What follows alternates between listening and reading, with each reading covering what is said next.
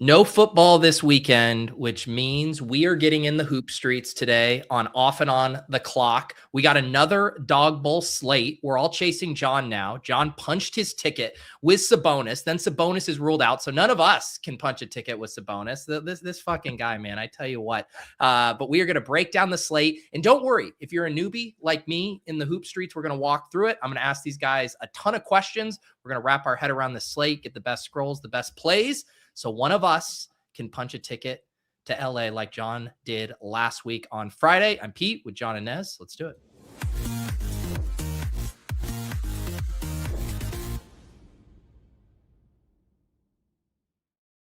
All right. Oh, let me get Nez on screen.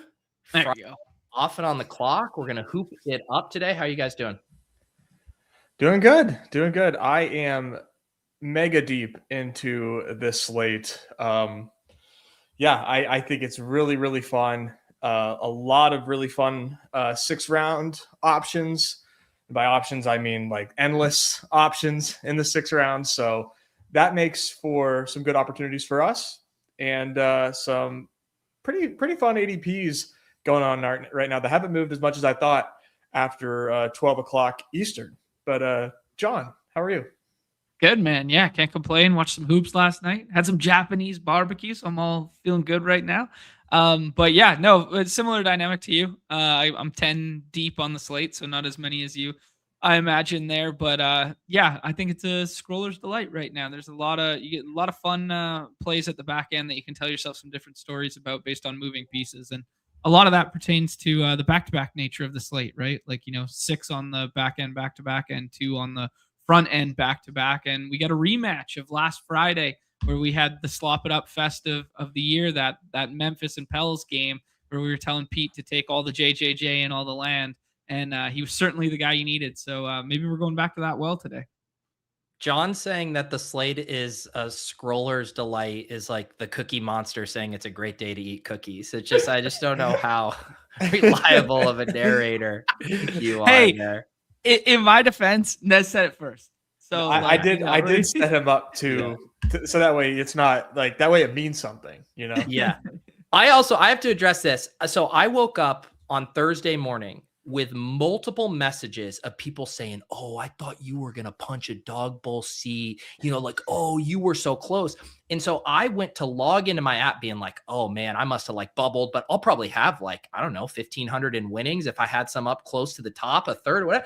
I'm like, my best team was in 60th place. And I must have been up there for a little bit. And then a later game happened and I came pummeling down, but just be thankful I was not awake to get pulled into that sweat in real time. But I appreciate all the messages nonetheless. That sweat turned out to be even more agonizing than that, Pete. Like you were up there when I tapped in after the early window of games. So East Coast dads were all thinking Pete was going to cash a Dog Bowl seat. And then the hot Scissauce was kind of like right behind you. And you had 2 like real close. Like one was in a position and one was adjacent to. Nez had one in a position at one point. But then in like 50th, the guy with time remaining was our guy Hot Scissauce. And he had 2 of them just like skyrocket because he had all the Anthony Black. He basically had the same team as you, but he was like 25 points back with a live player. And then he was holding 2 seats. And then out of nowhere, Wemby went nuke in the second half, put up almost 70 fantasy points, flipped the entirety of the board. And then it was locked in stone, or so we thought. And then there was a stat correction on a steal from Amen Thompson and flipped the board again. So it was truly an agonizing one for anyone who was leaderboard sweating that slate. It was gross, man. Correct me if I'm wrong, but we have a head-to-head for that seat because it was a tie between our guy Galen and is it Cowboy? Who's the other one? Yeah, heads up for rolls. Cowboys 283, 282, something like that. But he's been around a long, long time. Good player on the site as well. So yeah, heads up for rolls. Place? I don't know. I don't have the details. Numi, if you could provide something in the chat. I don't know the details yet. We just reached out to Glenn and gave him congratulations that he made it that far. But they're heads up for rolls. Which is going to be a very interesting dynamic because it's different than, football with like the variance of touchdowns and stuff. You're literally just going to be going like Wemby versus Luka versus whatever. So it's going to be crazy. All right. No details yet. We'll share them when we know. Okay, there you go. That would be so agonizing for me too, because I'm like, I don't even know which sweat I need to, devote my entire life into to preparing for there. Just like hanging in the ballots. Yeah. So yes, we did, but you know what? It's their fault, right, John? They didn't scroll far enough. It was just to like a 46% owned Anthony Black. And so then they were duped. It's what happens when you dupe yourself, when you dupe with other teams, when you don't get down to those 5%ers, man. Come on. This is a winner takes all. So we're going to obviously focus primarily on NBA today. I do want to squeeze in a few Super Bowl pick'ems. We got to get the pump primed for a big week of boosts and promos and all of that stuff. Get some of the early takes out. Do you guys want to do football stuff at the end? What do you guys want to do? How do you want to structure this? Yeah, let's do it at the end. Let's fire on some hoop stuff before some injury reports and stuff like that drop, and then we'll get the mojo out, and then we'll see if stuff trickles in as we do some drafts and do some pick'ems. Sweet. And then let me know how do you guys want to structure this? You want to go game by game? I don't want to mess with your guys' usual slate breakdown mojo. How about we fire one like kind of overarching, and I think it'll be way too much to go game by game. I think we go just kind of like through the ADPs and that sort of thing, and then talk about some scrolls like we would normally do on an off and on the clock show. But I'll give you the bird's eye view to start. Yeah. Okay. Cool. All right. Sounds good. So I'll get this up here. We'll get the ADP going. I will try to steer you guys into some directions, but I'll let you guys mainly take the wheel here where you want to start. Okay, cool. So the first and foremost here is sorry, let me click around. I'm clicking all my stuff, ducks in a row here. Okay, so 9-game slate with different locking windows. We have the Luka Q tag, which is like a big decision on the slate there. They're 9-point favorites in a middling total against a back-to-back Wizards team to start the slate. Then we have 4 games that lock half an hour after that. Then there's a big break, and you get the 9 p.m. Easterns, a 9:30 Eastern, and a 7 p.m.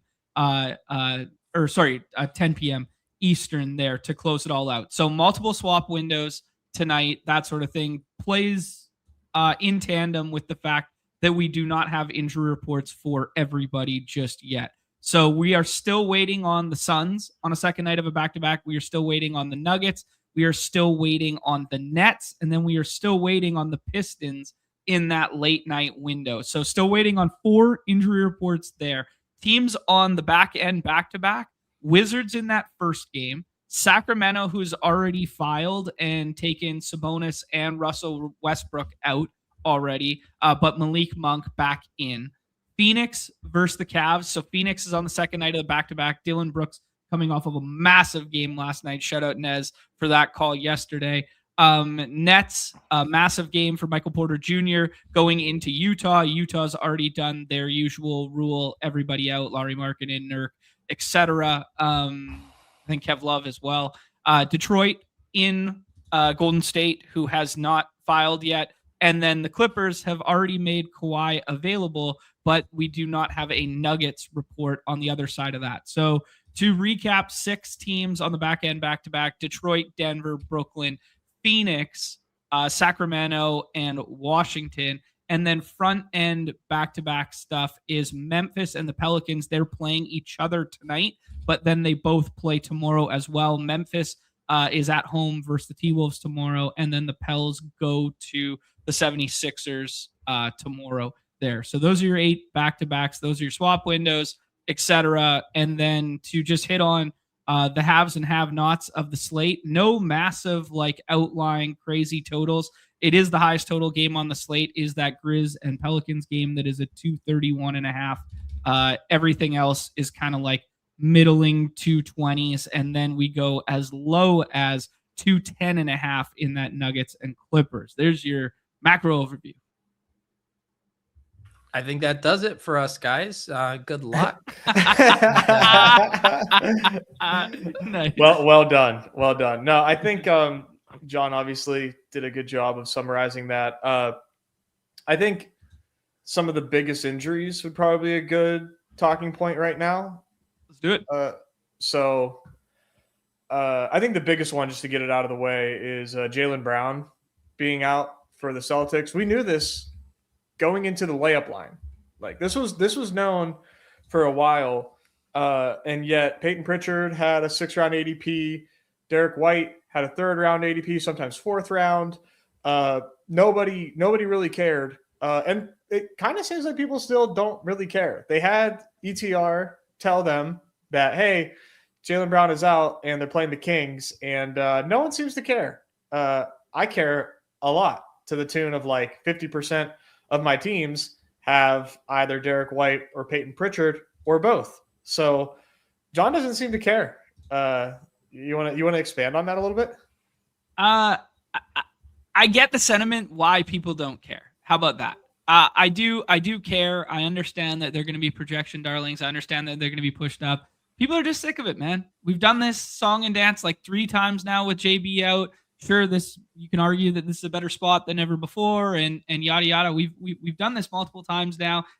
Derek White is the Ryan Rollins of my generation. He's getting the push up from the models. He's getting the big time steam, and then it's just like, hey, does he hit some threes or not hit some threes? I get it. I'm totally fine with Derek White at the 2-3 turn. I'm totally fine with Derek White in like the middling range, but I'm not going to take him over like the opportunity that LeBron plays tonight without Luka, or I'm not going to take him, over the Jamals when I don't know if he's going to sit or not. I'm not going to take him over Jaren Jackson Jr. in a spot that we just saw him put up 58, like this sort of thing, right? So I get the sentiment. I think Pritchard should be a 4th-round pick, and I think Derek White should be like a 2-3 turn guy. Where do you think Jokic should be, John?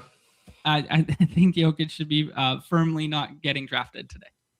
Well, I don't know if that take is going to age gracefully based on what Cam's just tweeted. Oh, my God. That's crazy.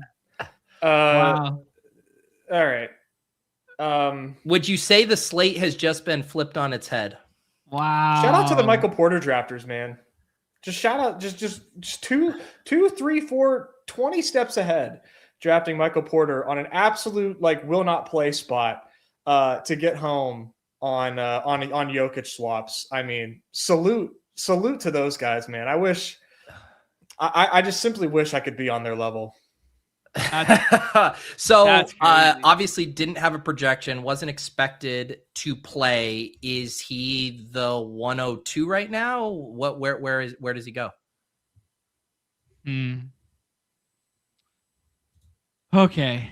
Hasn't played since just before Christmas. What else we working with on that injury report? I mean, it's just nothing Joker. Yet. Even if he plays like 28 minutes. The problem is the first round is so flat today. Like outside of like Luka, who's going to lap the field by like 10 projection points, and we can have the debate whether Luka has to play against a back-to-back in Washington. I don't know, man. He rolled his ankle and then continued playing in that game. I don't know, man. Luka also gets their next game. They get a day off, but their next game's in New York in the Garden. I think we're going to be swapping, Joker to Luka, like in theory, and that means you should still just be taking Luka 1-1 and then swap. I don't know, man. I don't know. This is weird. I guess he's just the 102 now. For people with these questions, so what happens if you take Jokic with an out tag right now? I assume they're saying if you take him with an out tag, this report ends up being bogus and he is actually out. I assume that's the question that's being asked. Yeah, you're screwed. You're just screwed. Take him. Just take him, J-Cam. Just take him. Like if you're in a draft now. But to answer the question, if he doesn't play, you are screwed. But like, take him. It's a probable tag. I just took him. I'm on 150 dog bowl slows right now in the 6th, and I just took him in every single one. Okay, there you go. Numi just updated it to probable, so there you go. There you go. Okay, still the lowest total on the slate. They're playing Zoobs. I can't talk myself off and not taking him too. Like, you know what I mean? You have to take him. Yeah. If you are playing like let's just like have this conversation straight up. If you are still entering the Dawg Bowl after this news hit and you're not drafting Jokic, I don't know why you're playing the Dawg Bowl. Right. I don't know what the point is. Like, Yeah. What's the story you're telling yourself? Mhm. If you're not going to draft Jokic and you're still putting in $15 in a winner take all. I don't understand. He's the 102, and you just got to hope that you beat out the MPJ swappers. Thankfully, we've only we haven't filled too much, but divide that number by 12 or by 6. That's how many Joker teams will exist in the third round. If that bothers you, I'm good. I mean, like I know we're here trying to pump the numbers, but don't play. Yeah, it was such a good slate. To do Nez's math, roughly 420 Jokic teams that will. And then when did the Porter Jr. news hit? Like, how much is there any window? As we were going live? Yeah, okay. There was about a 1.5 minute time difference between those two. Yeah. So. Yeah. No, I do think that's the saving grace, right? Like, if this was 90% full, and then you had the entire field or whatever, every single draft room was getting swapped to a very cheap Jokic, that seems like it would be an issue. But I mean, there is a lot of drafts still to take place here. There are. The only thing go ahead, John. Go ahead. You say your piece. The only thing that can save the slate right now is Luka being ruled out. Because then the swap goes to the 1-on-1. Yep, yeah, that cucks the MPJ drafters. And let's be like fully real, not just like saying this. Very, very real chance Luka doesn't play. Very real. He legitimately hurt his ankle in that last game. Like, and now they're having discussions about changing the court in Cleveland because it was a raised court, and he did like 15 hops backwards on 1 foot for some reason and fell off the court. There's a very real chance Luka is not playing tonight. So there's that. Okay. There you go. So we're back. We just round tripped from shock to despair back to ecstasy or something like that. Yeah. All right. Well, I guess we're just going to talk about everything else despite that. John, can you do the slate overview just from the very top? Can we just rewind it all the way back? Oh, man. Ollie, Luka's not listed with an illness. It's just that's how listings on the thing appear. It's just left ankle soreness. As far as Denver fallout from this, is Jamal Murray's ADP too frothy with this news? Okay, so let's have the Joker conversation. If you were building projections today, right now, how many minutes do you give Joker? 30. Yeah, that's crazy. Yeah. I don't know. I don't think he plays like 24 minutes. You know, right. Like, Joker's not coming off the bench and playing limited minutes. I just don't see that happening. Yeah, they did like that weird trajectory with like a lot of guys this year, but Joker doesn't feel like that guy, you know? I agree. Like they've done that trajectory with Giddey this year. They did it with Sabonis. They did it with like, I can name like they did it with Wemby, where these guys are soft cap. But even if you get like 27 minutes of Joker and it's against Zoobs and it's the lowest total on the slate, he still projects as the 102 today because the first round is like so gross. It is gross. Yeah. It's very gross. Yeah. Which is kind of what I was going to get at. Like, I don't know how many of these Luka teams have MPJ on them, but like, there's absolutely like no guarantee that the MPJ teams, full cope here, that those MPJ teams are going to like win because they are paired with first round picks that don't even like, they're not slam dunks. You know, like every single one of these first round picks after Luka, I think is like, they're the first round pick because of like name value and projection, but like these are not like jam in plays. You know what I'm saying? Did the Porter ADP line up with a ton of Luka 2-3 turn? When he was after, you would have had to pull him up by like a couple picks. Yeah, that's where you really get scared if it's the Luka It's 1, close. 2, 3 turn with the with Michael Porter Jr. and then you get the Luka in with the Jokic. So I just wanted to do an experiment. I'm in a room here with AMAC and Jay Baconator.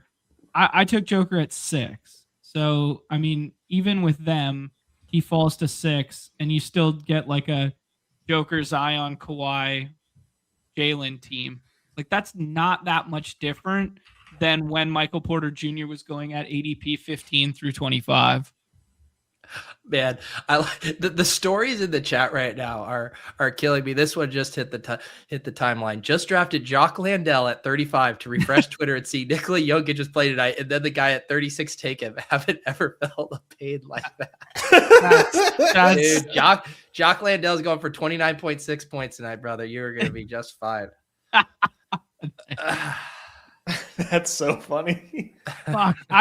This is so demoralizing. This just took the wind out of my sails so hard. Like I know, John, even with a pep in your step, and now you are absolutely deflated. No, man. I was so excited to talk about this slate, and now it's just like dog water, man. Hey, John, no excuses. Play like a fucking champion, brother. Put your head up. You already punched a ticket. Time to rally the troops for the people out here trying to get there. Let me come over there and fucking slap you, John. I'm just like constantly refreshing my my props pages just to see what Joker opens at.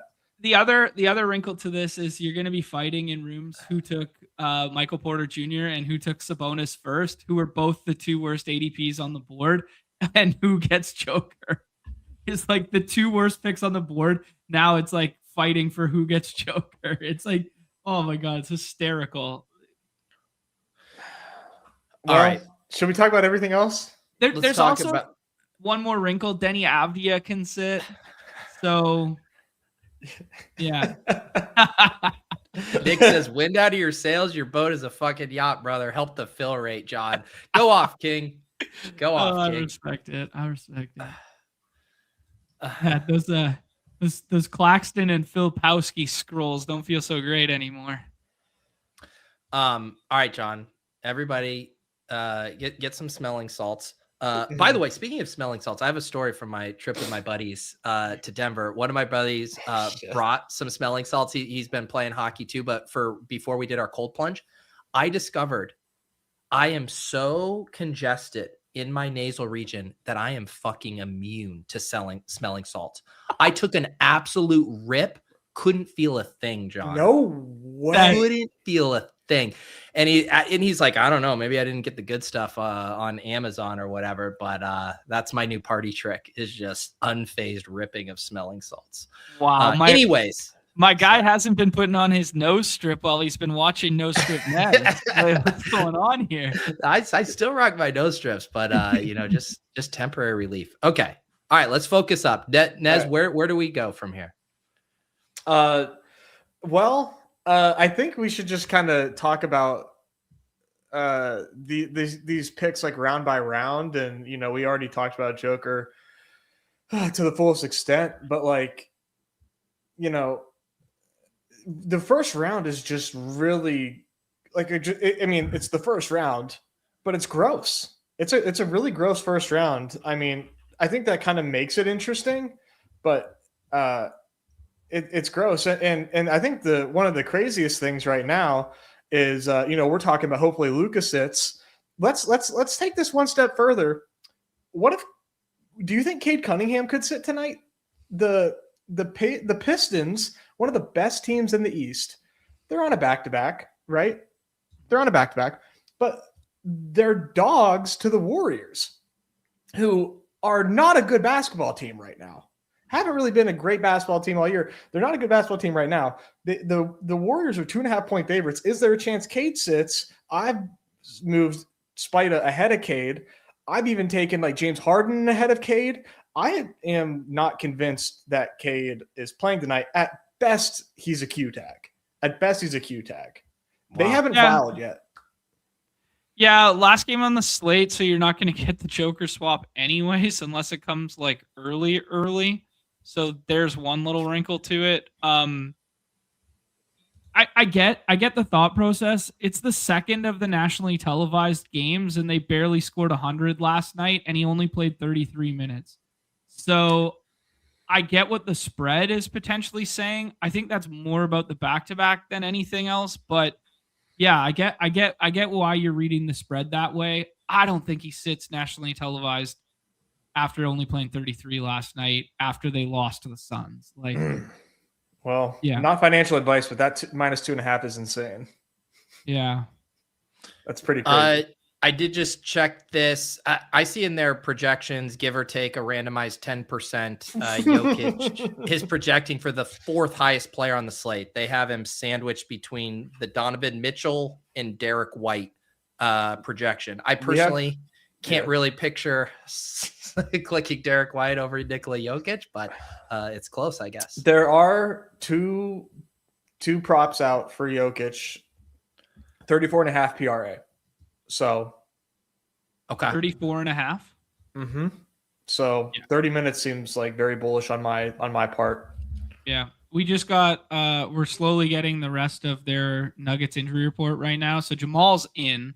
So, probable tag, but Jamal presumably in. Joe Val probable tag. Christian Brown out. We're back. I think that what all this means is that we're back. We're back.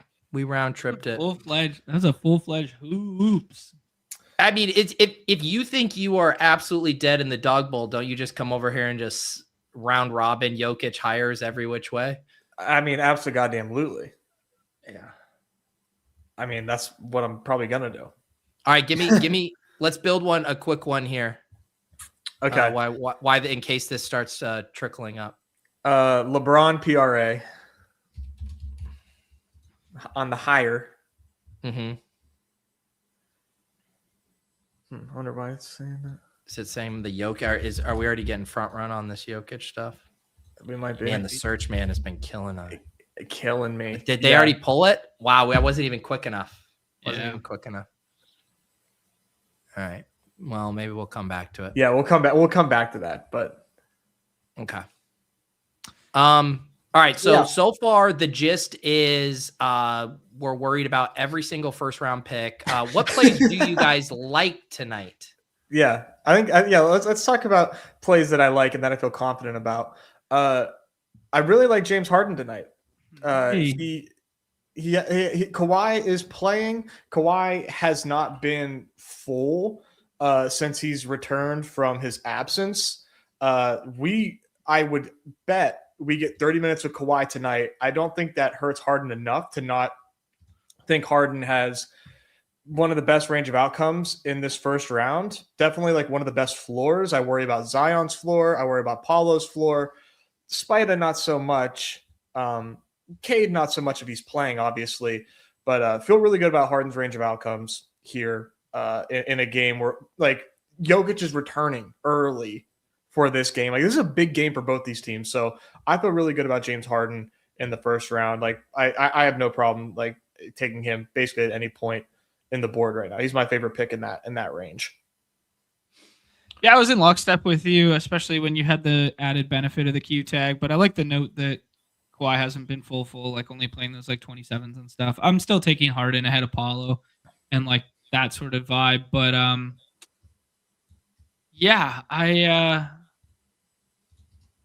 like the Memphis Pell stuff again. I was the guy who was pulling it up in the second and third round in the middle tier there and taking like JJJ at 8 or 9 and then trying to get Trey to fall back to me. I think Zion's ADP is a little frothy, but I think it's still fine. I liked Harden over the Paulo and Zion tier, but yeah, it's fine. Yeah, I think I like that game a lot too, obviously. The models are going to love Steph tonight, I imagine. I haven't looked at anything yet. They do, but like, is that just because like there's no Jimmy? I don't think Steph is a jam by any means. Steph kind of has that like good floor, no ceiling type of range of outcomes at the moment, it feels like. Unless you think that Detroit is a matchup where he goes nuts. But like to me, they're not that kind of team. No, Detroit's really good team defense and they protect the paint really well, but they give up a lot of threes. So I think the thesis is they're just going to fucking launch. And it's second night of a back-to-back. Maybe there's some tired legs out there, and he just jacks them up. So I'm not going to jam it like in the early second, but I think it's a good flip the board candidate if no one's doing it. But if Luka doesn't play, where would LeBron, or where should he be going in that instance? Tough conversation because Austin Reeves is coming back. We've dealt with presumably coming back. We've dealt with this Austin Reeves coming back scenario before, and they projected him full, and they projected him 28, 29 minutes or something like that. Not full, but like they did. When the first time he came back from an injury, they projected him like mega full because I was jamming him, and then he didn't start. Yeah, and he has 23.5 PRA today, so obviously not projecting him full.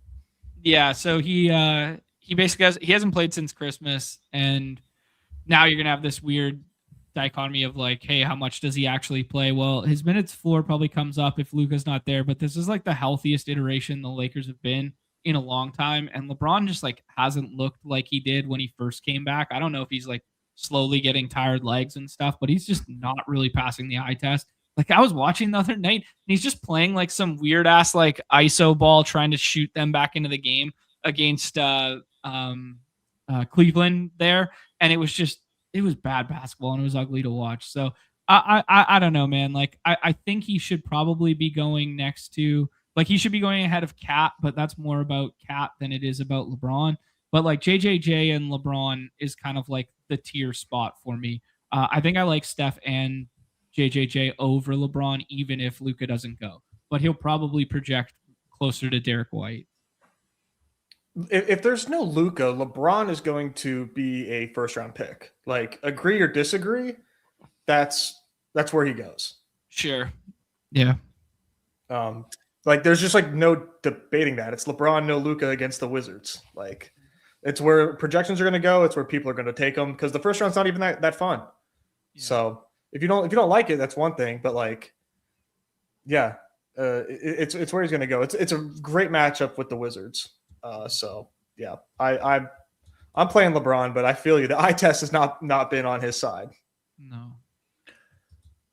What about other takes in this second, third round range here? What are you guys doing? I assume this Derek White ADP is kind of fake now that projections are out. He's still going there. Like, I fully anticipated Derek White to get the steam. People just don't care because he hasn't been playing that well this year. He hasn't been playing well straight up, but like, I don't know, man. My process brain tells me Derek White, no Jaylen Brown against the Kings is just like something that you should get out ahead of. Now I'm way out ahead of it because I thought that I would be able to get off of it after projections came out, but I'm still having trouble getting off of it because people don't want it. So Derek White at ADP, I think, is just a great pick. Like, you don't have, like, I would not be chasing Derek White up the board because people aren't doing it. It exists at ADP. But yeah, so it's actually not a fake ADP, I guess, to TLDR. And I think he's a great pick at ADP. Like, I think he's like a no-brainer at pick 17. In the same kind of delta of ADP to projections happening with Pritchard too, right? Where he projects far better than this. Way better. He projects pretty much better than everybody ahead of him, except maybe like Denny, except maybe Keynote. But like, I like him more than those guys today. Like, he's got a ton of volume freed up for him right now. Jaylen Brown, man, he's been playing incredible. And he's also taking a ton of shots. Like, so much opens up without Jaylen Brown that, like, it kind of has to go somewhere, and it hasn't panned out, like, in the way that people have hoped yet this season. And I think that's why people aren't playing Derek White and Peyton today, like, as heavily as I think they should. But I have literally, like, 60% of those guys in the layup line. I maxed it by 10 o'clock this morning because I just, like, couldn't believe it. I don't know, man. I'm not saying it's like a guarantee, but like, it was just like this is a play that you make type of ADP. So I capitalized on it. Yeah, Peyton Pritchard's might be a little bit more fake than Derek White's. Okay. I assume the answer to this is definitely, but Wiz saying, is Reeves draftable in the 6th if he plays and Luka doesn't? I think it's thin, man. Oh, Like, really? Not for me. Okay. yeah, I think there's better plays. I just think we've seen this cap before, and I don't think they're gonna do it with like a calf injury that he's missed like a month. Like this, Okay. this team has like higher aspirations of that. Like then, the best thing you could say is this stays competitive, but like it's a 9-point spread against the Wiz on a back-to-back, and the Wizards have already ruled out like half their team. Like I think it's like 22, 24 minutes, and the ceiling's like 36 to 41 fantasy points, and that's just not enough to swap into, I don't think. I'm seeing on redacted sportsbooks 40 PRA for Joker. Wow. Okay. So that's Yeah, like so full. That's like 30 minutes. Well, full would be 50. Yeah, sure. And so what, when we looked at it, it was 33 and a half. Then someone in the chat said 35 and a half. And now it's at 37 and a half on Underdog. Yeah. Yeah. Fucking Numi can't catch a break out here with a dog bowl slate. I know. But I don't know. Just jam it, man. Stranger things have happened than like, a 3rd round pick outscoring a 2nd round pick on a slate where everything is pretty flat in their respective tiers. That's a good point. That's a good way. And again, like the math of it, 400, 3rd round value. Let's assume the Luka thing. You still have to hit a 5-leg parlay around that. And there's 3rd round pick. Yeah. And it seems like people aren't even taking him too. So like if you could conceivably have like 25% Joker here at the expense of like being light on Cade Cunningham, I think you just do it. So hopefully that's the case. Yo, what do you think about Joker at 1? Given the risk of Luka sitting? Yeah, you just do Joker at 1, and then you just do like 40 rips right now before like the news fully catches up with like the normie crowd, and you just hope to get like 35% Joker. I like it. I might just auto 40 right now with Joker at 1 and see what happens. I kind of just wait one second, because I was gonna say, how about we hop in a draft and we can talk through some of these spots, and then we can kind of circle back. We can talk scrolls, we can talk other stuff, but just sure. Yeah, we kind of do need to do like a temperature check. I think that's a good call. And I'll even do one on the side, and I'll let you guys know what I see. Well, if we're all gonna do one. I mean, you're doing 40 for the love of God. Wiz, now that you're in here, I changed my mind. Austin Reeves is totally draftable. He might even be the best play on the board. Oh, man. I guess, like, while we're waiting here, just, like, to talk overarching some games that I like. We talked about it already, but Grizz and Pels, slop it up fest of the night. Pretty fun matchup for both squads there. The one thing I will say, the Pelicans kind of look like they learned how to play defense in the last week or so. I don't think I buy it, but like their games have been playing much like lower than their totals have been over the last 2 weeks. I don't buy it, but just something to note that they have not been smashing like you would think. Okay, so one of those games was OKC, so that one's kind of like, okay, sure. But then, and one was San Antonio, so it's kind of like two slower pace down teams that are both half court defenses. So like, but they both should have went nuts. Right. My point more is, who's been getting played off the floor in every damn game is Queen, and we know he's like bad defensively. Queen's been playing like way less. Yeah, Queen's not draftable tonight, but I just mean it's making them better defensively. I'm like playing into. Got it. Yeah. Okay. Yeah. So Nez, this is the spot you said you're going Harden. John, you said you're going Paolo here. I like Harden. Okay. Nez, you're Harden. I still like Harden even with the Kawhi ruled in. All right. Yeah, I like Harden a lot tonight. That's going to be a really fun game. So Paolo and Zion go. So we're back on the clock. Murray, Barnes, Cat, Jaren Jackson. I think you flip the board and you take like JJJ or Braun or Do you like Sar? No Vooch, no Bagley. Sar's good by me. Yeah, they let him play like infinity minutes. He had a ton of rebounds last night, but I am scared that second night of a back-to-back, at least it's young legs, but yeah. Yeah, I think they're just like letting him ride. They don't love it, right? If they could help it, they would absolutely not be having him play those minutes, but like they kind of have no choice right now, and it's good for his development at least, you know? Yeah. Yeah, especially, yeah. I'm trying to think like Anthony Gill's going to get burned tonight. Like, he was a DNP last night. Like, they're going to have to play him because, wow. Yeah. All right, so we start Harden and Sar here. Jokic did go 2. If people were wondering, Luka went 1, Cade 3. I assume that's probably going to be the most frequented start going forward the rest of the afternoon. I think so, and I think it's probably correct. But I'm not going to not wave Joker at 1 if Luka doesn't go, kind of vibe. But Luka just fell to 4 in this draft, so wow, people are kind of Winhurst's up on that one. That's definitely a spot to take advantage of the best ADP faller you can get with him coming back, just knowing that'll be harder to do. Yeah, for sure. Like if you can get like Harden plus Luka, just like take it, or if you can get, Paulo or whoever. Yeah, now in Jamal now falling with the Jokic thing in tandem. Yeah, that makes sense. They're okay to pair together too. Yeah, they might even be better paired together. All right, we are about to be back on the clock here. Projection-wise, looks flat. Do we get our guy Derek White? I mean, Derek White or Brunson. John might tell you Brunson. Yeah, I haven't ranked Brunson, Kawhi, White, but when you have Harden, I don't like the ceiling of the Clippers guys. So I'd say Brunson or White, and the projections will tell you White. So take White.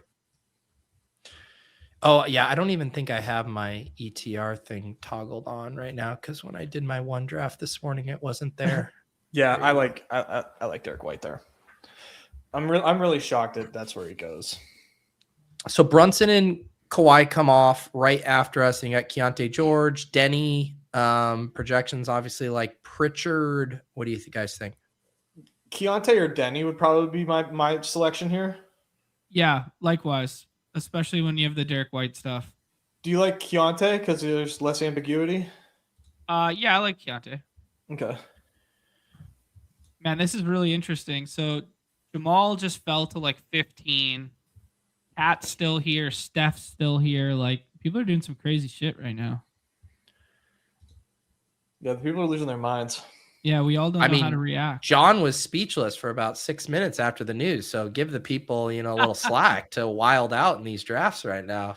No, for sure. It's hard to get me speechless. I'm kind of. Are you surprised, John, that Denny base projection isn't better than what it is? Like, I thought he would kind of show up as like a definite 3rd round play, and by projection, it's really not. That's not the case. Well.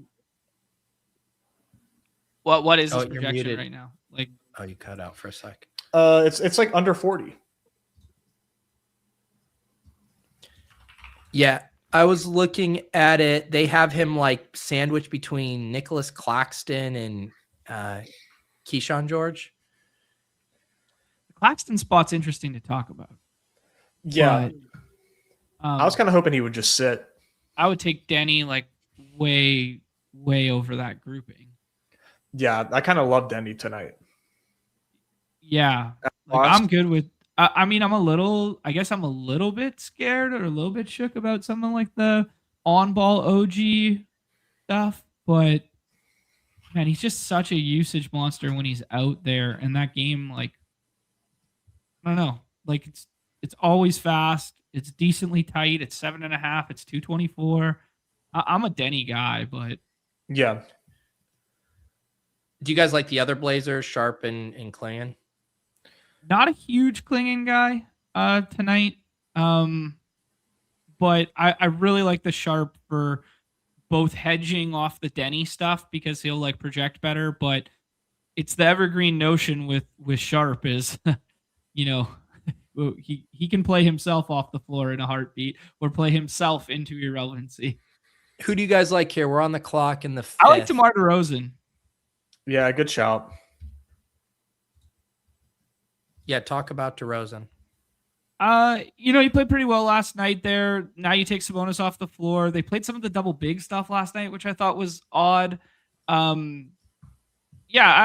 think it's not the greatest spot in the world for him, and like playing him on a back-to-back when he's a bit older isn't great, but no Westbrook, no Sabonis.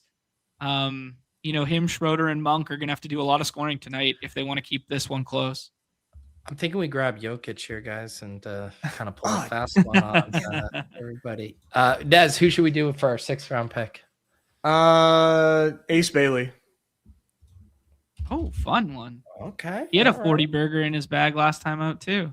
Yeah. I mean, I know it's like an interesting pairing with him and Keontae, but this game against the Nets is like the third. It's tied for third highest total on the slate.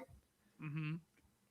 And there's no Nurkic, there's no Lowry. It's literally just Keontae and company. And Ace has been getting a lot of burn lately. If he can actually fill it up in the other categories besides, getting buckets, then he's a pretty fun selection here. And they've been letting him run, man. They're kind of unleashing him right now, and that's what a lot of the Jazz like beat writers have been talking about too. I just want to say hi to Sicko Dank in the chat, even though he's not participating, because Ace Bailey just went in the 6th round of my draft over here. So shout out Sicko Dank, who's qualified for 2 dog balls in the draft there. So I like that. You cannot type, but we will figure out if you're watching one way or another. So the final squad we drafted here from the 5-hole: Harden, Sarr, Derek White, Keontae George, DeRozan, and Bailey there. Any other ADPs on this board stand out to you guys? The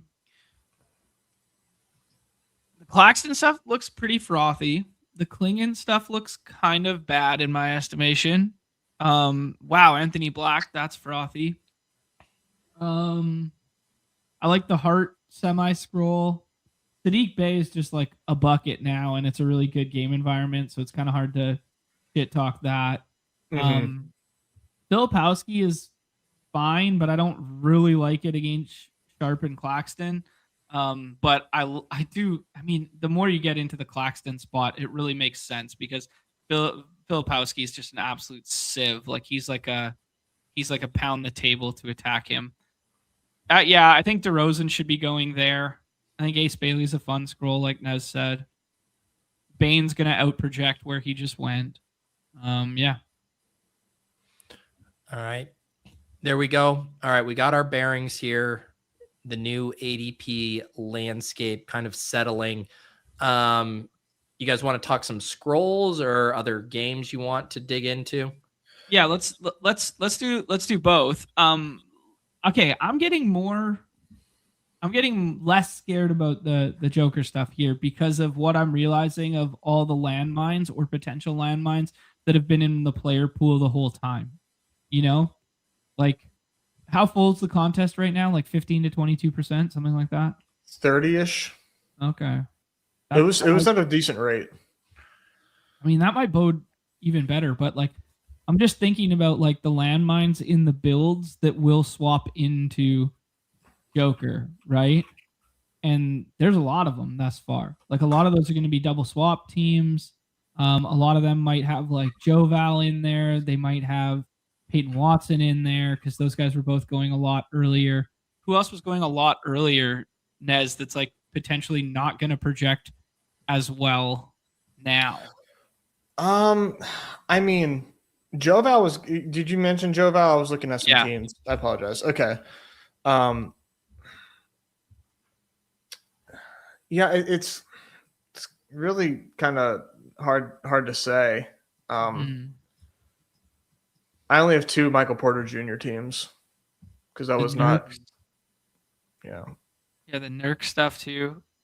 Yeah, those Michael Porter Jr. teams too. You're gonna have to be ahead of the Sponis drafter, maybe ahead of the Denny Avdia drafter, maybe ahead of the Cade drafter, maybe ahead of the Luka drafter. So there's a lot of stuff that could still break right. I'd just tell people to put Joker at 2, and then we can talk about the slate as normal again. Okay. Yeah, I think it's fine. I think you can keep playing. Like, how many teams have him in the 6th round? Like Mike says he has 1. Someone else in the chat said he had 1. I'm cool, man. Yeah, I'm good. All right. I think Mike has more because he sent 5 gifted memberships to me. It's just 1. I don't think you're getting 5 gifted memberships. Thank you, Mike. Also, thank you to the #1 motocross, tout in all the land, Davis Gaming. If you want to get thoughts on all the latest and greatest motocross, head to Badge Bros Maine in the Deposit Kingdom. Where we are now, we're now Jet fans. Yeah, I'm like becoming a fan like via secondhand smoke. I'm just getting, you step into the Deposit Kingdom and next thing you know, you're getting some exhaust from one of those bikes. A core memory of my son is just gone to make room for Jet Lawrence highlights now. I like remember my son first crawled now because it's like, yeah, Jet Lawrence, man, what a story. Like F1 fans had the Netflix documentary to get into it. We just have Davis relentlessly posting motocross to get us into that sport. So, there's been some really good storylines, man. I'm not gonna lie. I actually enjoyed some of that shit. There you go. Keep it up, Davis. Appreciate you. Yeah, for sure. All right. So John, did you want to go do the how low would you go game? Or what's the best way to do this? Yeah, let's do how low would you go, and yeah, I think that's a really good one for this slate because I do think it is definitely now, especially with the Joker wrinkle in things, it is a great double scroll slate for both uniqueness and for viability in players. Like I see 25 guys that are going to project between 35 and 31 fantasy points. So is it true, John? Did I see in the Discord last night you posted a screenshot of someone you drafted at 0.11% ownership? Okay, hear me out. Clint Capella, revenge spot, his first time back in Atlanta. Sengun on the back-to-back. Everybody else was drafting Jamari Smith Jr. in the last round. If Sengun didn't play, I would have been the only dude in the contest with Clint Capella playing 32 minutes in the last round. Hear me out. He's a good when rates Underdog guy, starts giving style points for how you win, no one will be able to catch you.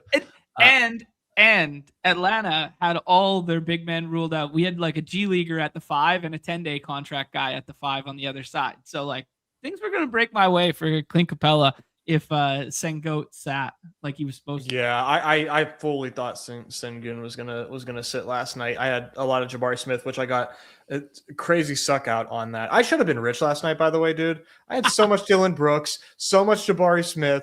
I really went nuts last night, and I keep scraping by, and the smallest violin, I'm making money, but I really should be, out here, buying yachts, but it is what it is. Anyways, how low would you go?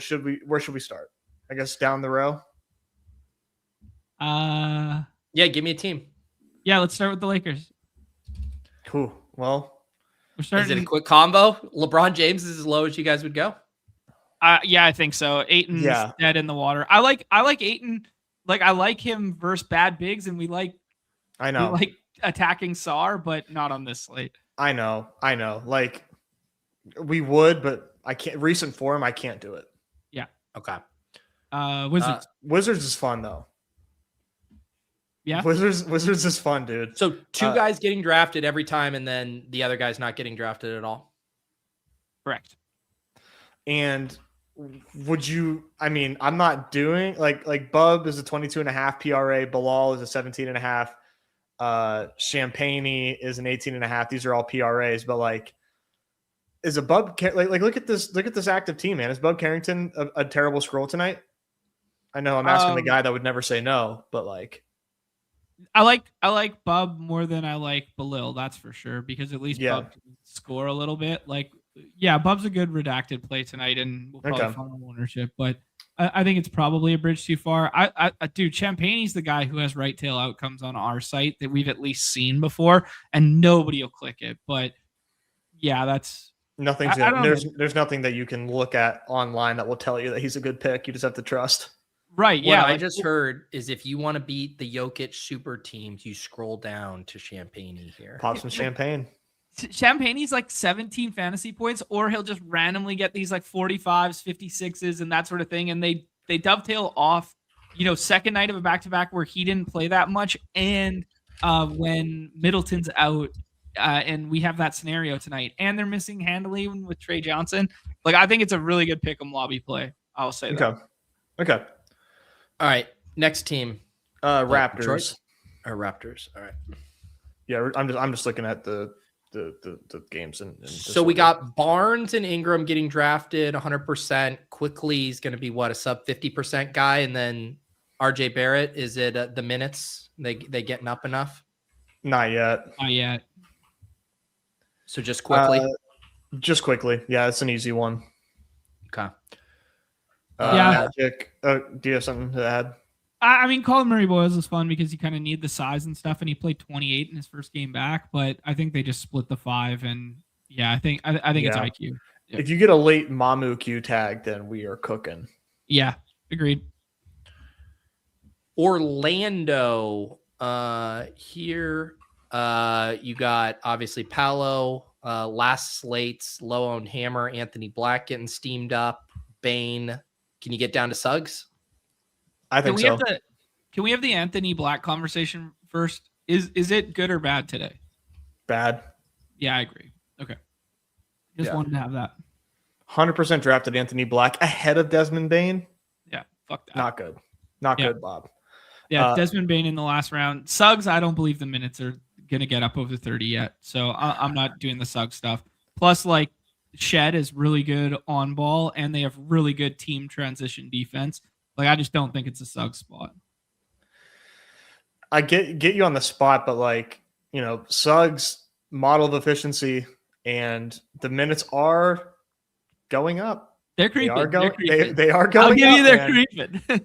They are going up. Like I'm just saying, man, he's a stock monster. You're looking at 1% Jalen Suggs, believe in something type of play. I have him ranked. I'll say that. Cool. I hate the Paulo spot too, just for what it's worth. Like, anytime I see forward on forward Scotty and people are buying the box scores like of the past, I'm just like, no, thank you. No, I'm with you, man. I don't like it at all. But like, how often? And this is just this is a bro science conversation. How often does Paulo just like put it on you when you don't think that he has any business doing so? He just did it on Mobley twice, and then on the Bam switch off matchup too. Like, he just what he did? 3 games he cooked in like awful matchups. And on top of it, John, the last time he played the Raptors, do you know what he did? He went 23, 15, 10, and 1. That's fucking crazy. Like, this is just like the Paulo Black magic, dude. It's just like, you don't think it should happen, and then it happens. I have a very strong Paulo fade. Okay. My other big Paolo memory was last year. I think it was a Dawg Bowl slate, and he had been out for a while, right? And it was like his first night back. My God, Pete. And you're like, this is the fishiest play. And he was getting steamed up, and then didn't he just absolutely nuke? Yeah, he played like 25 minutes and went like 2.4 fantasy points per minute. Like, he was like more efficient than Joker's best game ever. Yeah. And on his first game back, I've never been more fucking mad in my life. I remember that. I'll never forget it either, man. All right, next team. Kings. This is easy. I mean, well, maybe it is. John, are you going to take any Schroeder or Monk tonight? I took Monk already. Hell yeah. Dude, like, give me 30 minutes of Monk for second unit handling after the old guys played. I like this spot for the Kings. So do I. Yeah, I don't think it's like the best spot in the world, but like, I'm gonna be overweight DeRozan today, and I'm gonna have sprinklings of Levine and Monk. I really like DeRozan. He's probably as far as I'll go, but like, I would not be surprised if like Schroeder puts up 40 fantasy points or Monk puts up 40 fantasy points. Like, it just wouldn't shock me at all. But I guess I'm not getting there.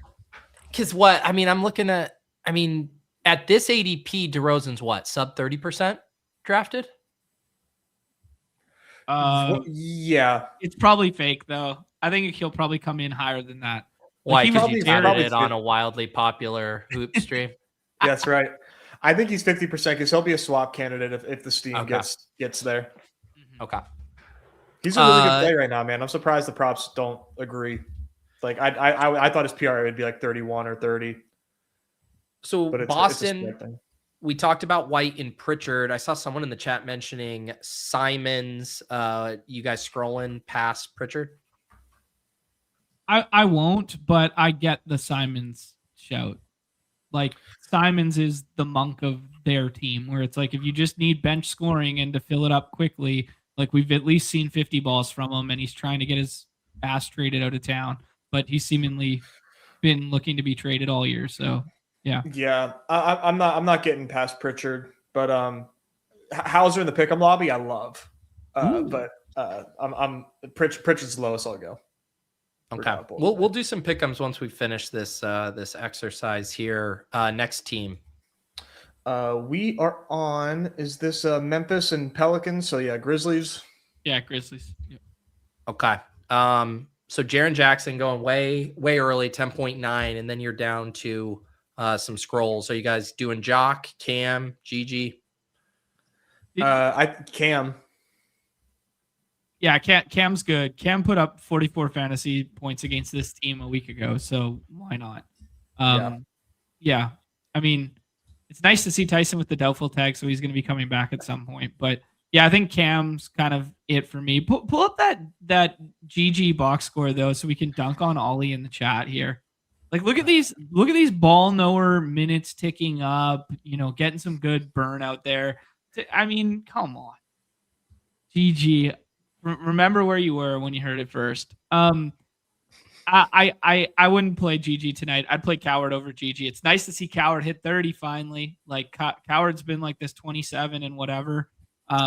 We wanted to play Coward last time we had this spot, and now the minutes look okay. So I don't know why he doesn't project. Like, he projects worse than I've seen him in the last week or so today. Interesting. I'm not really sure why. Yeah, I don't know. Maybe they're finally catching up with the minutes or whatever. But yeah, I think Jock, Cam, and Coward are all fine in the last round, and I'd probably put Cam over Jock today, but that might just be because I have an affinity for JJJ. Yeah, I'm drafting a lot of Jock. Okay. Okay. So Pelicans. Cam for John, Jock for Nez, if you're ranking those two. Yeah, I'm drafting Cam as well, but I like Jock more. Okay. Pelicans, Zion, Trey Murphy, and then you're getting to Bay and perhaps Queen. Just Bay for me, as far as the lowest I'll go. Queen is so interesting because we know what he can do from a rate standpoint, and as long as he doesn't get played off the floor by like a big, he can just go nuke in certain spots. And like, this is a winner takes all contest, so we're looking for like, a random 50 ball from the last round. So if you told me like Derek Queen found that random 50 ball when nobody wanted to play him, like, I don't know, I wouldn't fight you on it. But like, I'll take a look at the last time they played. He closed against this same team and played 26, had 31 fantasy points. Exact same lineup, but I'm not going to write off Queen. Yeah, I think if you wanted to do one Queen share or one or two Queen shares in the last round, I think it's a kind of a similar thesis to the Sabonis play that I had, where it's just like, if you get the minutes, the rates will follow. Wow, and I heard someone call him an absolute bucket earlier as well. He is. All right, there you go. John's calling his shot. You can wait for the tweet. I told you guys, I'm off on the clock. Queen, I said it. Nobody listened. It'll be snarkier than that. Just wait. What's our next team? Trail Blazers, the Overzet cousin Blazers here. Yeah. All right. Man, where we kind of hit on them a little bit. I mean, are you going past Sharp? It sounds like you guys weren't even that into the Klingon stuff either. It's a really weird spot. Yeah, it is a weird spot. I think Drew is fine if you get no Denny, but like he's still soft capped. So it's I don't know. Do you really want to go to war with 25 minutes, 28 minutes of Drew tonight? Probably not. No, I don't think so. Like I love Drew Holiday, but like I'm not on a winner take all. So Sharp would be the lowest I'll go. Okay. On the other side there, the Knickerbockers, OG broke the slate the other night. Sure Is he did. still in play? Yeah, I would say the lowest I'd go though is Mikhail. So all of these guys, I saw Hart was projecting well, right? Kind of evergreen. Like all 5 of them project as draftable every single night, basically. And then if you, it's Portland's pace up, right? Like that's the crux of it. Like right, Portland. That's the play. Yeah. Let me just confirm that they're still top 5 in the NBA in pace. So I'm not spewing nonsense. You'd never here. lie on the program. I do not. How do you rank the and you can do it like price adjusted, but OG, Hart, Bridges? Probably in that order. Okay. For me, you could flip flop Harden and OG, but Mikhail is pretty much always going to be third of that bunch. But it's a pace up spot, man, and I think all 3 of those guys, like any one of these 3, could pop off. And like Mikhail is the lowest owned, so to me that like makes him the most appealing. Mm-hmm. Who do you think gets Tamari? Like Brunson, right? Does Kamara? Will he go that low in terms of like? Well, I don't know. Positional guarding. Yeah, I don't know. Yeah, my bro science thinks kind of, but I don't know. I'll have to look at matchups for that to think that through. But my mind says yes. Pacers are 7th in the league in pace, just behind the Grizzlies, just ahead of the Cavs. Blazers. Yeah, what did I say? You said Pacers. Fucking nailed it. I'm on one, boys. Blazers, yes. Sorry. Yeah, Blazers are up there, 7th in pace. Knicks are kind of buried at like 24, so definitely pace up for them. Just real quick before we go to the next game, do you like Brunson and Cat today? Like, will you be overweight those guys? Not really. Yeah, no, I was they were kind of like my soft fade guys to start there. I was playing the Memphis over it. I was playing the Pelican guys over it. I was playing LeBron over it in case you got the contingent. Yeah, I think if I'm playing Knicks, it's going to be one-off. Just throw a dart in the last round, and Hart would be my favorite of the bunch, I think. Yeah, same here. Like Cat, the projections have, I think, caught up to Cat in terms of like what he's up to these days, which is not much. Brunson's ceiling requires like a 45-point game, which you only get like when it's, a very important game. So yeah, I don't really like either of these guys at ADP. I will say while we're still talking about this game, I think the Klingon stuff's like really bad. I think even if Time Lord doesn't go, like this is a classic, he can get played off the floor unless they keep Mitch Rob out to close. If they keep Mitch Rob out to close and they play big on big with Klingon and Mitch Rob, fine. This kind of makes sense, but that cannibalizes the ceiling of Cat if there's overlap in those two. And we've seen them close with Mitch Rob. So like, I don't know, but this feels very similar to me as the spot against the Raptors on last Friday night where Sandro was playing the 5 and Klingon gets played off the floor in that situation. So if Cat plays the 5, I think they can play big enough without Klingon out there that someone else guards him. But it'll all be push-pull on if Mitch Rob closes or not. So that's my Klingon kind of thing. Like, I don't think it's a good matchup if he's going up against Mitch Rob, and the only way he stays on the floor is if Mitch Rob's out there. That's my thoughts. So I don't know. I don't like the Klingon ADP. I think he's top 36. I think he's draftable every time, but like I don't think the ADP like makes a ton of sense. I'll right. Yeah, that's kind of my stance too. Yeah. Mm-hmm. Who's our next team? Cavaliers. All right. Mitchell, Jarrett Allen, the 2 getting regularly drafted, and then anything past Tyson? No, but Jalen Tyson, jam. Craig Porter Jr. late Q tag. That's just some secondary scoring that is probably not going to be available. Jalen Tyson has been a bit of a revelation for these guys. They are mega shorthanded. They're asking him to do a lot. He's going to play a lot. This is a pretty tough spot against Phoenix, man. They're favored, but they're not favored in the NES model.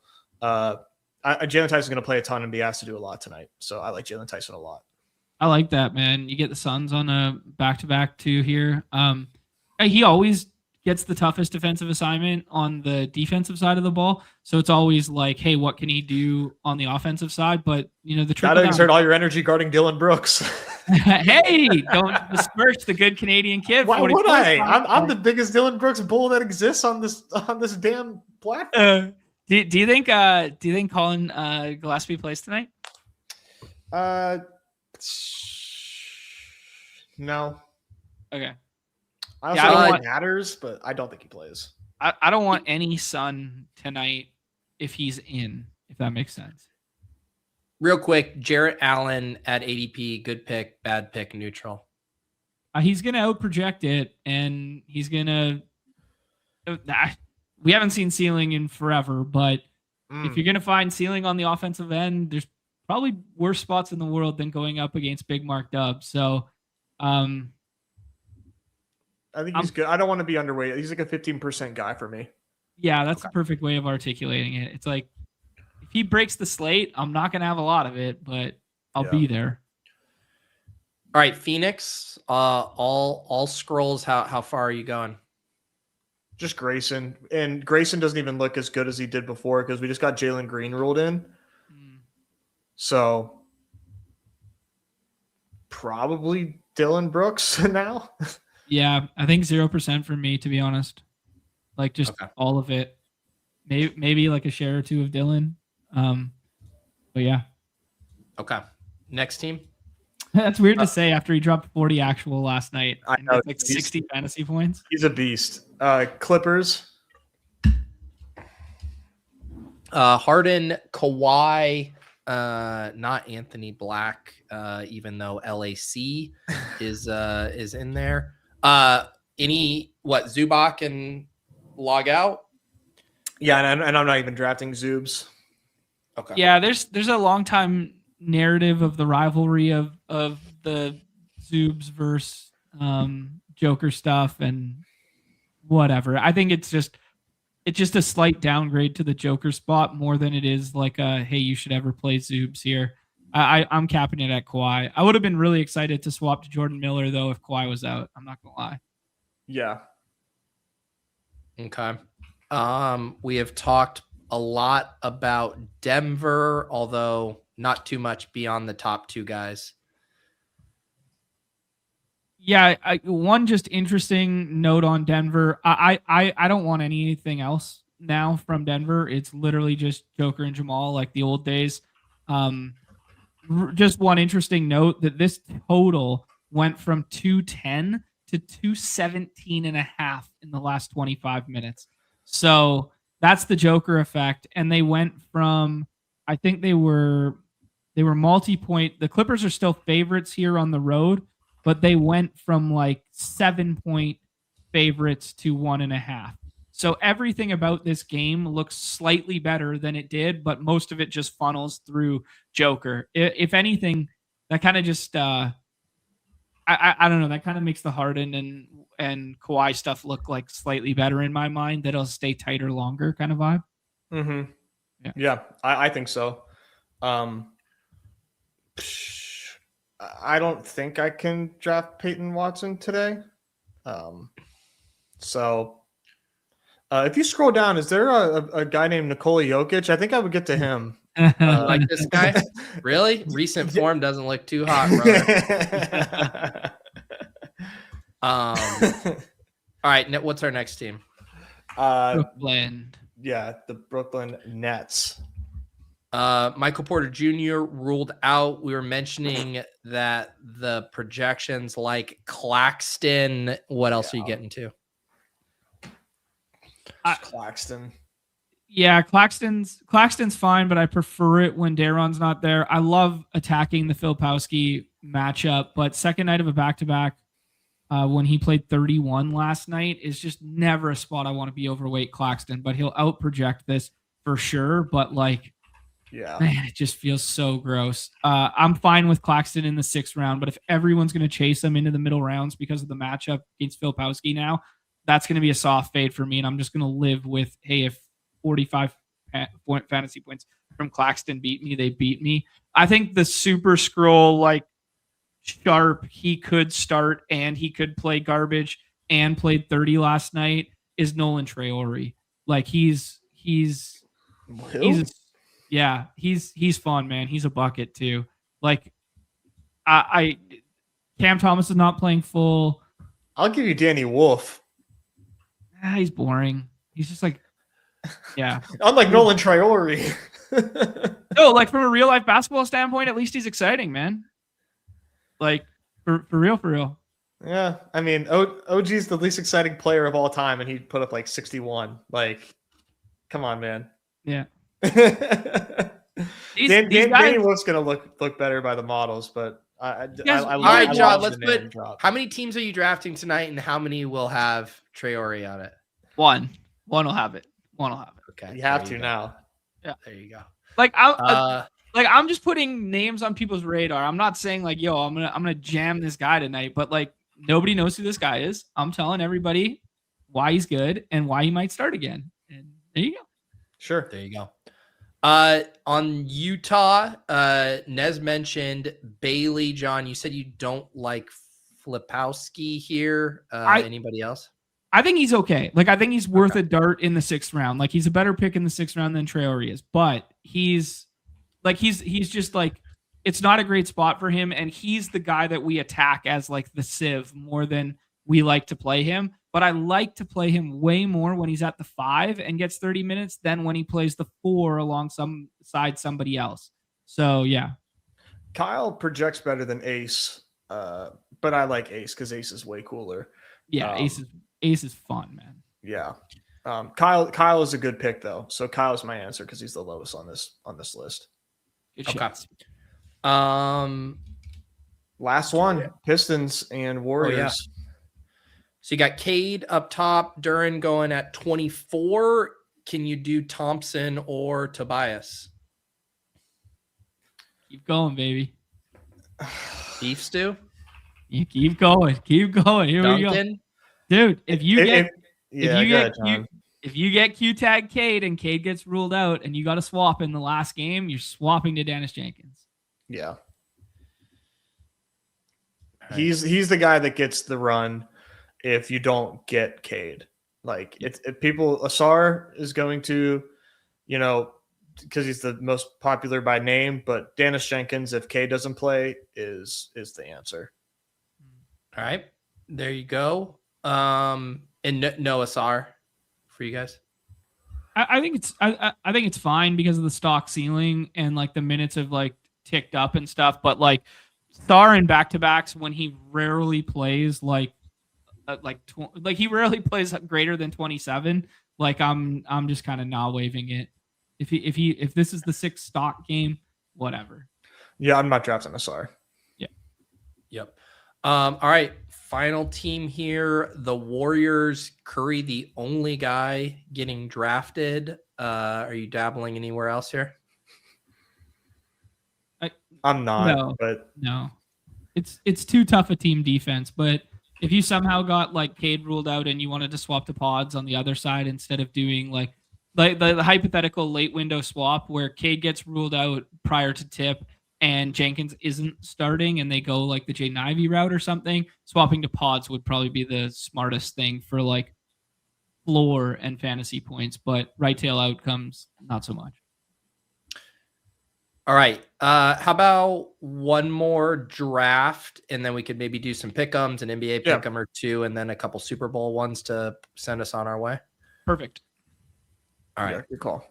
Here we go. Need 2 more for this Dawg Bowl. We're up to 30% full.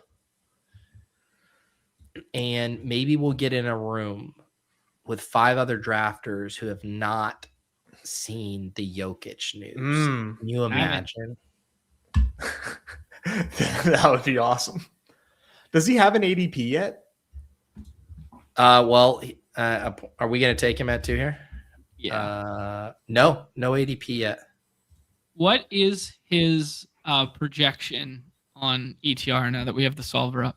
46.99. So What is second.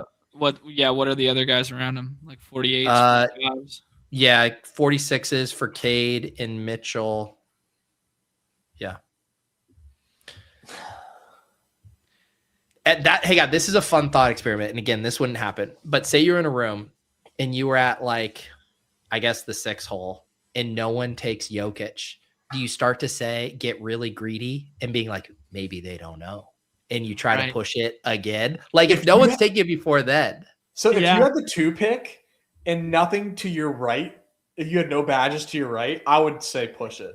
Just try to be like, your first pick should not be Joker. If you had no badges. Yeah, my clap would be like, what do you win when you win? Because the band of projection between like everyone else is the exact effing same. Sure. But yeah, because I mean, I actually don't know that because I haven't looked at shit. But yeah, just give it a refresh, Pete, and that out tag will go away. Oh, thank you. Man. Who would have it's such a hilarious thing with NBA. Like this stuff just does not happen in NFL where you start a slate where a guy or you start the show and make a joke about Jokic to John, and then the next thing you know, you blink and he's like the 102. Right. So sick. Oops.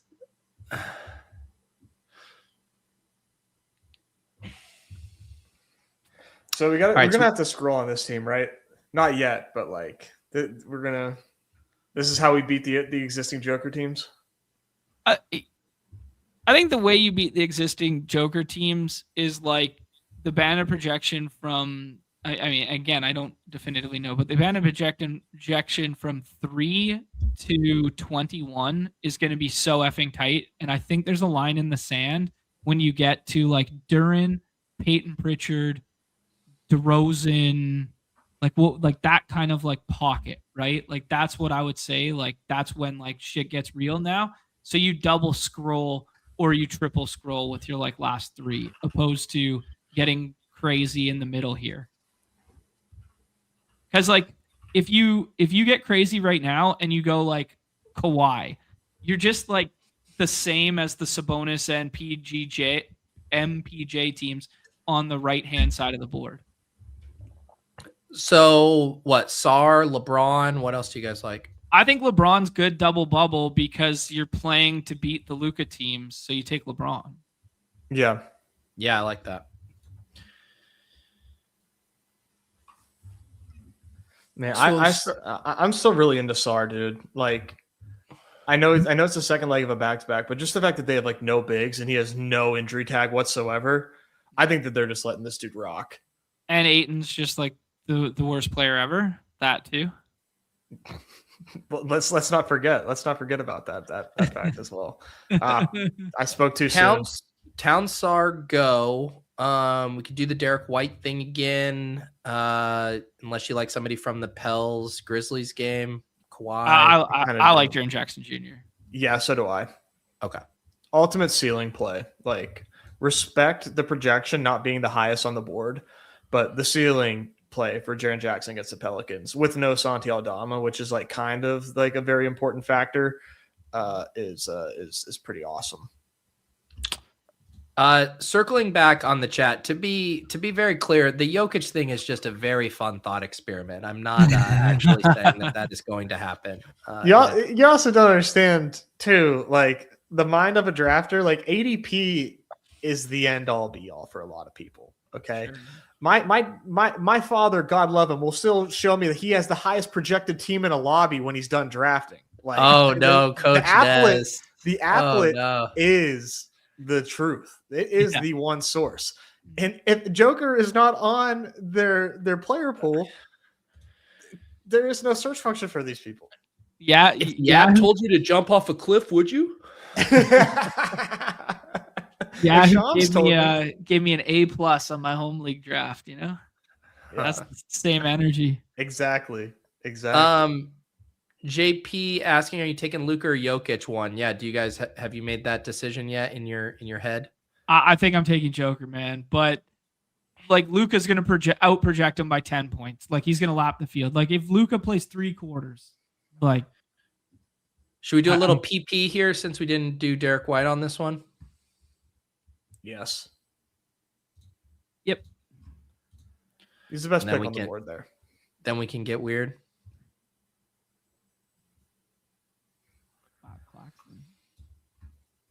So we got Jokic, LeBron, Jaren Jackson Jr., Peyton Pritchard. And let me tell you guys, I saw Emma Pritchard do some baking content with Ann Michael May, and I was screaming. Did she? Yes. Good for Peyton. Yeah. Good for him. Good for him. All right, what are we doing with this pick? Sadiq Bey. Yeah, a little game correlation, sure. Yeah. That's fine. Just playing some ceiling that doesn't like pop out by projections. Yeah. But yeah, box score watchers are getting that one right. Mm-hmm. Looks like we got somebody new in the chat who's never played before. G for Gumby UD wants to know, I'm bad at the games, but why are we taking Jokic at 101? I think he's more likely to play than Luka is. Crystal ball. Yeah. Crystal ball. You're playing the games. You are drafting teams today. Crystal ball, Joker puts up 60 points. Like, are you going to push it or are you going to take him 101? Well, give me my 60 points. Is that the dumbest question ever? But like, you know what I'm saying? Like if you think the Joker's going to play and score the most points, other combos be damned, and you decided that you're playing regardless. Mm-hmm. I'm just kind of throwing that out there. Like 101, 102. At that point, what's the goddamn difference? Did you see this was one Galbrain thing with the Luka stuff too, is did you see the NBA pushed a petition to get the Cleveland floor changed now after that incident? Yeah, slight Silva there, but yes, I did mention that. Like, it's so like, okay, Luka, can you please sit and we can address this? Like, it's so gross. Do you think the players, the union wants him to sit to put pressure on the league? I can see it. I can see that for sure. I get they've had a raised floor for a while now because of the ice. I don't know why they'd have ice in Cleveland though. They have a that's AHL true. Team? Yeah, I don't know. That's what I thought. That's what I saw. I could be way off. Disney on ice and at the Q. I don't know. Yeah. So the most any of you got excited about a scroll during that exercise was Nez with Jalen Tyson. Should we do some Tyson here? Good recall. Yeah, it's another double bubble against the Donovan teams that you'll be competing against too, so it works too. All right. Jalen Tyson, come on down. So this squad here, Jokic, LeBron, Jaren Jackson Jr., Emma Pritchard's husband, Sadiq Bey, and Jalen Tyson here. There it is. All right, let's build a couple of pick'ems. Lots of stuff going on in the lobby. Let me pull up my note that Zach sent me. So right now we have these this boost builder. Basically, every time you use this builder, it refreshes and you get another boost at an elevated percentage, so you can dole that out however you want. I actually started doing it with both Drake May and Sam Darnold throwing an interception in the Super Bowl, and I did that like 3 times in a row, and then I got bored and stopped. But there's some fun stuff you can do with that. And then for the roadmap, there's going to be a 200% boosted pack, a couple of those coming. There's going to be a UFC 325, and then there's going to be a big reveal one coming as well. I don't know if that's live today, but yeah, so make sure you guys are refreshing and taking advantage of all these boosts. Perfect. But yeah, let's do an NBA one here with some of your guys' favorite takes. I saw someone earlier asking about the Jokic triple double at like plus 400 or something. Yeah, I wonder what that is on our site here. 2.43x. That ain't it. Mm-mm. All right. Let's say I like Sam Hauser today, man. I think Sam you Hauser's mentioned a good that. pick 'em lobby play.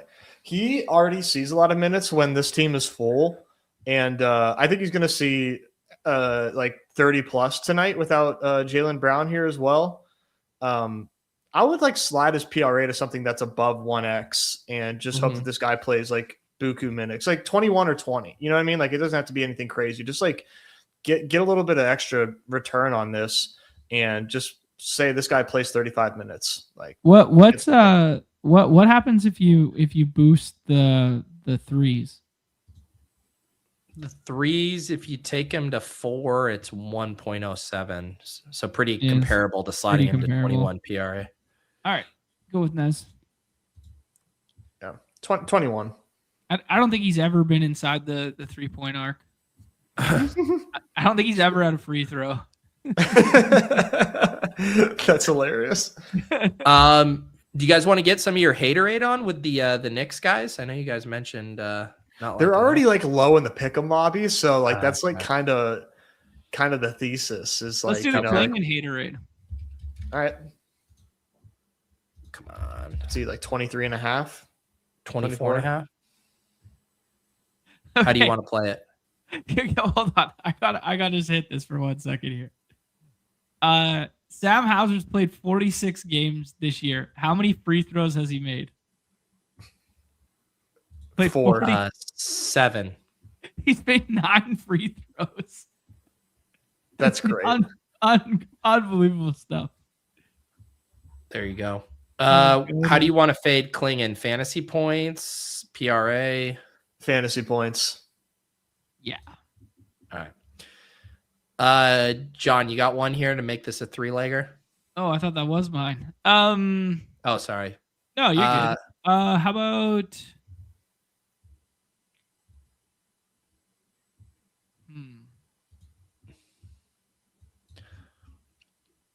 Let me see here. Let me see if I can pull my own weight here and toss one out at you.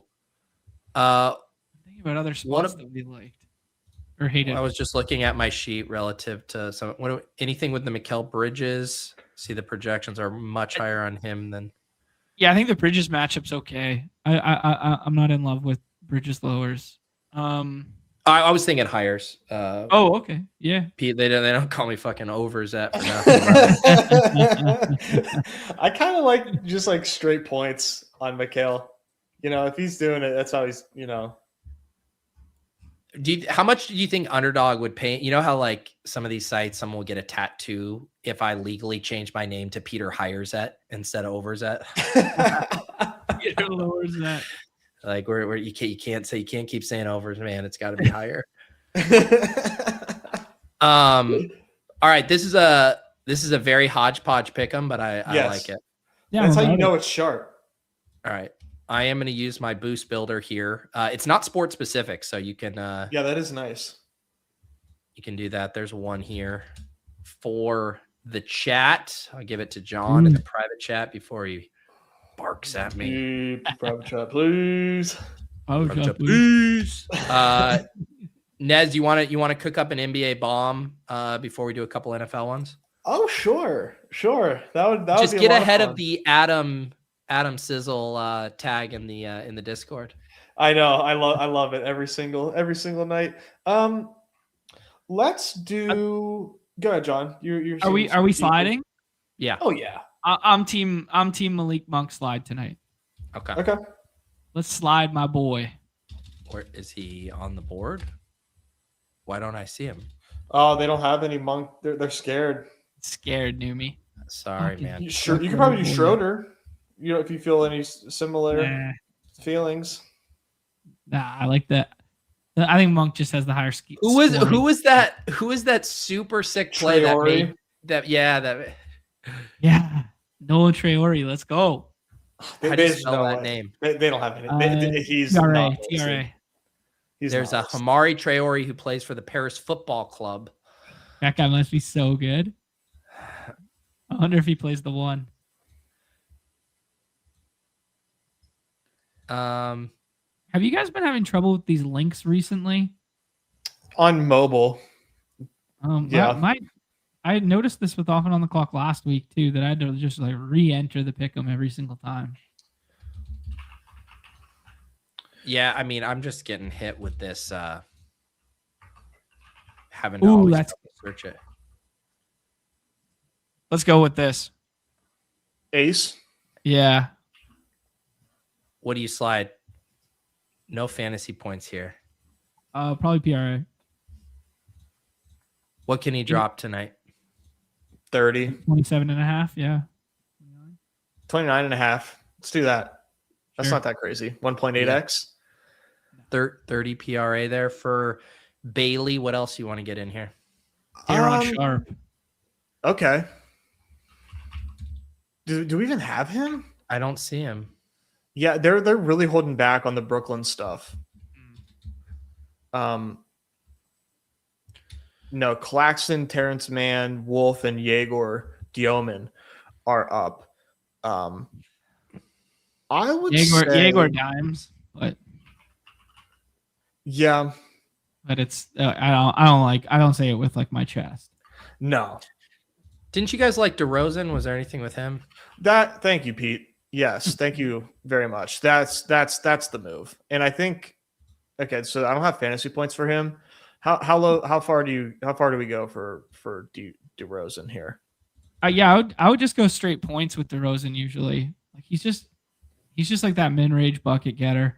I think 24.5 is good. 23.5, something like that. So if you get Ace to 30 PRA, DeRozan to 25 points, that gets you to a 7.47x here. Yeah, I'm gonna need to play DeRozan 30 ball to feel something. It's really interesting, these lobbies right now, man. Like Claxton's like projecting well, but he doesn't get drafted in this one. Like DeMar's probably projecting well, doesn't get drafted in this one. This is a very interesting dynamic to slate right now. Yep. All right, here we go. We're gonna go with Nez's 30 ball there to feel something. Yeah. Cool. See, I'll just tag Adam right away. That's the push pull of John and Nez. Is John goes freaky with the scrolls, and Nez has to rein him back in, and then John has to rein Nez back in the pick'em streets. Yeah, it's true. It's very true. That is exactly how the dynamic works. Okay, let's I do have my 60%, my top boost builder here. You guys want to get a little first look Super Bowl pick 'em here? Yeah. Where's George Alani at? Well, I saw the screenshot. Underdog had the Helani Henderson comparison. Oh, did Dude, they? I legitimately like the Helani stuff. Like, I know. I do not think he should be this low the way they used him without sharps. What was it? 38% of snaps or something? 35? Something like that? Yeah, and in the receiving game, I think is how you play it. I think you probably play receiving yards. Yeah, that probably pairs decently well with like trailing script if you wanted to play like something through May and then bring it back with like Helani receiving. Yeah, and you could even just talk me into fantasy points too at 3.45. Have a few cracks at it. He hadn't played in 8 weeks. Comes off IR and plays 34% of snaps, 23 snaps last game. I like you could also points. You could also slide him to 2.5 receptions at 1.27 if he gets 3 like he did last week. But I think fantasy points is probably just the layup, if you will. That feels clean. Yeah. Yeah. In terms of how we're building this out, are we all in camp Seattle roles, or are you now switching your homerism, Pete, to where you live? It's not where you're from; it's where you're at. No, and I actually have an update. So yeah, last night at the dinner table, I said, April, who's winning, Patriots or Seahawks? She goes Seahawks. Lauren was very upset, and I said, let's try this again. I said, who's the better quarterback, Sam Darnold or Drake May? She said Sam Darnold. So she doubled down on it. And yeah, Lauren was pissed, but yeah, April has spoken. But then Lauren said, she also said Stidham was the better quarterback. And I said, are you accusing our 3-year-old daughter of not knowing ball? And she said, absolutely. So could go either way. Gotta hit her with the both ways. So Patriots versus Hawks or Pats versus Seahawks, and see where she goes with the elongated words. All right. There you go. Yeah. What angle were you taking with that, Nez?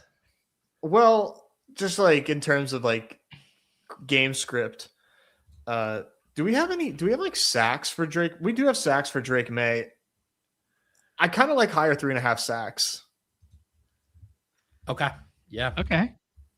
Drake May, like for all of his mobility and all of his skill set, the biggest issue for him is like hanging onto the ball and taking too many sacks. And I'm told that the Seattle defense is good. So yeah, let's go ahead and take sacks for Drake May here. I like it, dude. It's a good one. Nice. So we got Helani. This is how you get the juices rolling for Super Bowl. George Helani higher than 3.45 points, and Drake May takes 4. This is such a ball knowers pick 'em. Like just flexing that like you guys would never get to these stats here. John, do you have one? Since let's get to one kind more. of Pete and I. What are we doing with some of the Cooper Cup stuff here? You tell us. I'm taking a look here. I'm really struggling with the Canadian Pick'em lobby on the searches. I'm trying to play along on the side. And I can't get anything to pop up for me. I got it pulled up here. It's at 32.5 for receiving yards, 3.5 receptions at 1.07x on the higher, 6.55 fantasy points, 4.5 targets. Let's go with those fantasy points again there, and we play a little Helani stuff. And a little Drake May and a little Cooper Cup. Kenneth Walker and JSN who? It's about George Helani and Cooper Cup, brother. Damn right. I like the Cup stuff there. I mean, they've been really ramping up his stuff, and Shaheed is still not a target earner in this offense. It was basically Shaheed just had the one play on the opening drive, the schemed up 51-yarder, and then they just went 5 for 60 the previous week and 4 for 36 and a touchdown the week after that. Professional wide receiver. I don't know. Is this not here? I saw it yesterday. I saw some people on Twitter talking about Henderson most rushing yards in the game. Oh, here it is. Where was it? Oh yeah, game high rush yards on Henderson, 12.24x. Wow. I was thinking like that's the way you play Henderson. Like you don't play just the median like 18.5. You just play him like busting off a big one. And then I was like comparing it, if he rushes for 55 yards, that's only an 8x. It's like if he's clearing this, you might as well just take game high and get the 12.3 or whatever. Yeah, two of the best rush defenses in football. Like it's very conceivable that the rush yardage stays low for every party except for like one explosive run, regardless of where it comes from. Yeah, and like longest run 25. So yeah, I do kind of like that one of like the Henderson stuff. Just play it on the tails, and it's not like Ramondre's super scary if he flips him, and then it's just 1v1 versus Ken Walker for 12x. Yeah, that's actually a really good one. Yeah. Cool. Sure. Let's see. Let's do one with that. I mean, we can't just tease it, but I am going to use my 60% boost on this little early core. We'll have a show next Friday. I assume, are we Dog Bowl again next Friday? What's the date? Let me set you up here. I got the chart right here. February 3rd and 5th next Okay, week. so 3rd and 5th. Yeah, so the 3rd is the Wednesday, 10-game slate. Wowzers. And the 5th is an 8-game. So we'll probably do similar next week, maybe a little bit more NFL, build out some pick'ems, talk a little Super Bowl stuff there, but I assume we'll want to Dog Bowl it up again as well. Yeah, for sure. And then I believe, and I still got a huddle with you guys, but then next Friday, that'll be our last Friday show. And then I'll figure out with you guys what makes the most sense, probably a Tuesday or a Wednesday, for the off season, regular off and on the clock.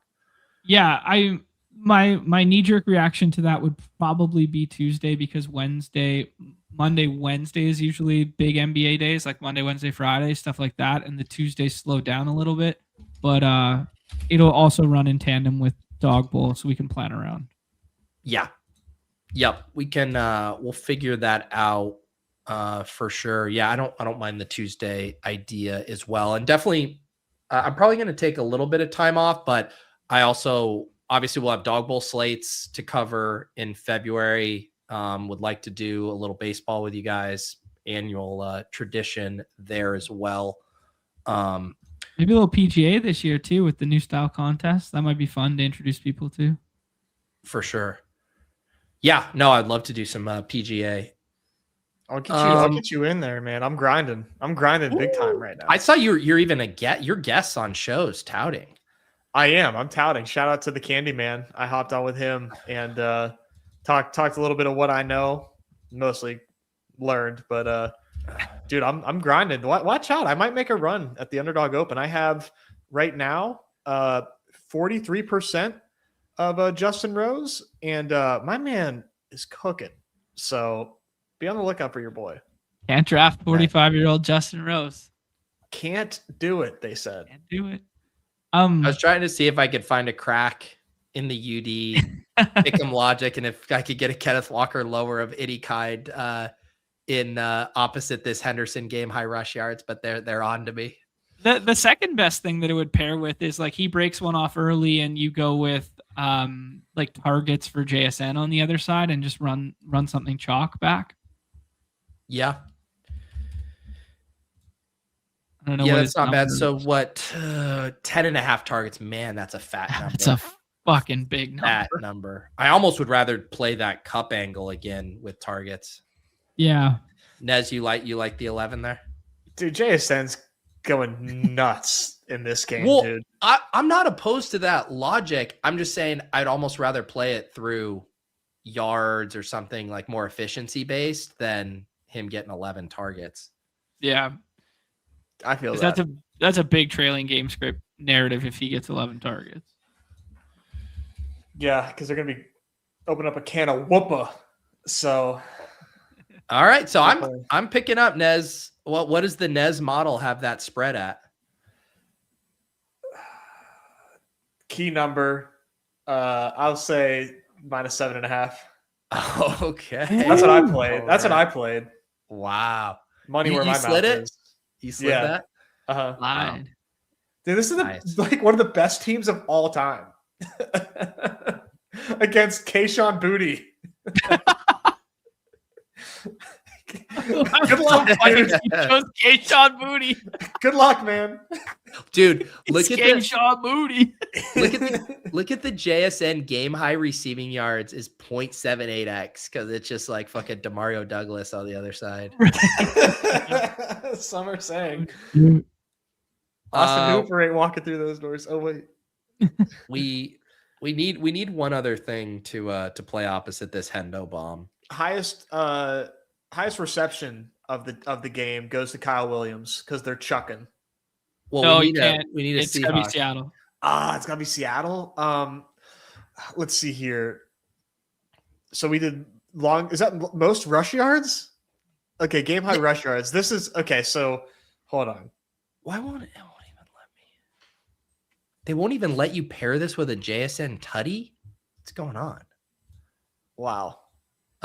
Yeah. So if any like base level pick gets it to a 36x, so we can pick anything. Just go back to the Holani well then. Yeah. Holani, I mean, the reception stuff still tells a similar story. Yeah, maybe if you want to switch it up from the fantasy points to do the receptions or do the receiving, because we're still going to get up to the 30, whatever. All right. Yeah, that There pairs you well. go. All right. Nice. Little $15 there. The Hendo, if you were a Hendo Slappy in regular season best ball, if you were a Hendo Slappy in any of the playoff battle royale slates, if you are a Hendo Slappy in the playoff best ball slate and you are looking for a way to get even on this man, this is your chance. He finally gets it done. Game high rushing yards in the Super Bowl. I have one more. How we get it I can't back. even throw it. The All only right, other do one it. that I would do is just add a Darnold interception instead of Halani. Okay. that. Yeah. I mean, might as well run it a couple ways here. Yeah, anytime that you can play Travion Henderson game high rush yards more than once, I mean, you simply need to repeat it. Well, yeah. I mean, and nothing would be more tilting for it to hit. And then George And Kalani has Halani 6 doesn't- yards. There we go. This Man, is how Here's funny perfect. in hindsight was it? Like the bag flexing of when Ramondre got hurt and then Hendo scored like 2 touchdowns or whatever, and it was like, yeah. look at my exposure, baby. Like, Oh, This yeah. is the thesis. the classic. We don't know shit. What do you guys got? Any other programming notes for the next few days? We had a great baseball show yesterday. If people are interested in the Dinger, that was a lot of effing fun. So go back and circle back on that one. That one's evergreen. And then, yeah, Nez, do you have anything for the weekend, or are we just on to Monday? I'm gonna do a no strip tonight, but like just be forewarned, it's gonna be probably like 11 p.m. Eastern. But we'll hop on and check out the Dog Bowl leaderboard and draft a dinger. Right on. And I'm gonna do After Dark tomorrow night. Daniel Raz, you guys know him. Oh, nice. Occasional leg up contributor. I haven't seen him on too many shows recently. It's Oscar season, so he's grinding the film. Dude, that's why he reached out to me. He's like, hey, it wasn't even to talk ball. He's like, hey, yeah, you want to talk movies or whatever? But don't worry, we'll talk some ball. And I'm actually curious because he's been working at FanDuel Oh no shit. for the past, I don't know, however long. So I'm kind of curious to hear how that's been going, and maybe he'll help me get into my account over there, which I haven't been able to do for 4.5 years. That's why he's there. Yeah. I also think. Oh, go ahead. I was just going to ask, have you guys watched many of the Best Picture nominees yet? I mean, I've seen like 3. I've seen Sinners. I've seen One Battle After Another. I want to try to go see Marty Supreme in the next week. Or I know, so. I haven't seen that yet. Yeah, I haven't seen that one yet either. What Yeah, about those you? are the only 2 I've seen as well. Wow, John made it out to Sinners. Look at you, man. A man of culture. That's Oh, we awesome. saw F1 as well. We did see F1 as well. Is that worth But, seeing? yeah, I mean, I don't think it's Best F1's Picture worthy. F1's good. F1's good. I'm waiting for Motocross Oscar nominated. Yeah, movie. just Written, motocross. directed by Jet, G. Davis baby. Gaming. F1's awesome because like I love Brad Pitt, and like it's just like vintage like Brad Pitt, just being just the coolest guy. Love it. Yeah. But Watch it. nobody's watched the 2 with what's his name? Landry from Friday Night Lights, the redhead guy. Plumans? Yeah, have you Is seen Begonia? Yeah, have you seen Begonia, and what was the Yes. other one? There was 2 of Begonia. them. I haven't seen the other one. Begonia rocks. I heard Begonia's Stavros is so really fucking funny in good. that. Or- He is. I didn't even know he was Yeah. in there. That cameo caught me off guard. He's awesome. Dude, he's so good in that. He's like the most genuine guy ever. I've just been seeing clips for them on their press tour, and I'm like, that is one of the best hacks you could do for a movie, is just like cast one really funny comedian, and it'll make Yeah. your press tour so much more interesting. Uh-huh. Yeah. Watch Begonia, dude. Begonia kicks ass. Stavros Okay. is so good in Tires. He was so good. Yeah. Yeah. So imagine him in this. All right. There you go. Appreciate everybody. Good luck tonight. Roll up your sleeves. Go beat the Jokic swap luck boxes and punch that ticket. And for sure, like if you see my name anywhere in like the top 50 of the leaderboard, send me Evergreen lots of point here. messages about how close I was. I honestly don't care. I'm not going to sweat this out because I will be asleep. But yes, good luck to everyone, and we will see you on future Off and On the Clocks. For John, for Nez.